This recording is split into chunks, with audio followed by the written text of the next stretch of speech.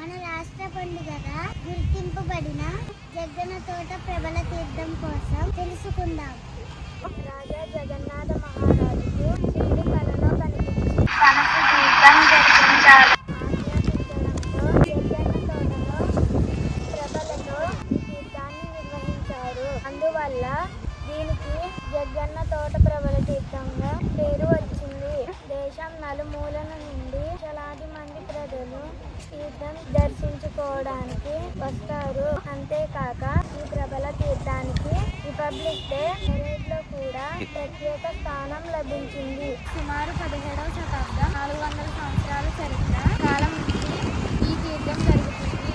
లోక కళ్యాణార్థం ఏకాదశ రుద్రుడు జగ్గన్న తోటలో సమావేశమై లోక సంరక్షణార్థం గురించి చర్చించారని పురాతన కథనం. అంబాజీపేట మండలంలోని గంగలపూరు అగ్రహారం, వాగ్లేశ్వరం, రుసుమండ, ఒక్కలంక, తదుపూరి, ముక్కామల, ముసలపల్లి, పుల్లేటిపూరు, నేదునూరు, పాలగున్ని గ్రామాల నుంచి జగ్గన్న తోట వైపు ప్రబలి కదులుతాయి. వచ్చే క్రమంలో పంట పొలాలు దాటుకుంటూ అవడం వల్ల పాడి పంటలు సమృద్ధిగా పండుతాయని ప్రజల నమ్మకం.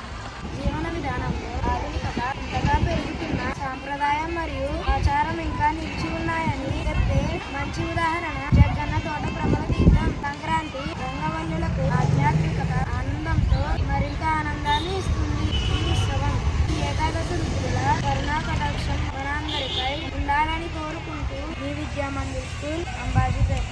మరి ఇంతటి మహోన్నతమైన ప్రబల తీర్థానికి ఎవరెవరు వస్తున్నారో కామెంట్ చేయండి.